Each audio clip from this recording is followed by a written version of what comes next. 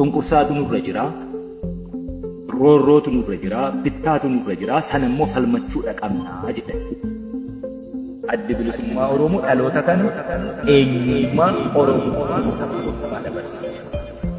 Kanaafuu eessattuu haa ololamu, eessattuu haa bixxilamu, eessattuu haa xaxamu hin jarjarru. Waan goonu gaafuma goonu hojiin gadi baasna. Olola kamiif uummata Oromoo hin jilbeenfatu. Qabsoo bilisummaa Oromoo kana bakka inni duuba deebi'uu hin dandeenye, bakka inni jilbeeffachuu hin dandeenye, bakka inni dacha'uu hin dandeenye geejjirra. Kanaan gahuu yoo itti dhiigde malee biyyi takka tola namatti kennamee beeku hin jiru.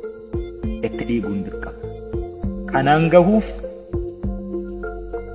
warri kaleessaa dhiiga isaanii walakkaa xoofootti cobsan, hireen ammoo isaaniif hayyamuu didee dhiiga walakkaan osoo hin guutiin hafan carraa kan ammoo dabarsanii itti kennanii warri.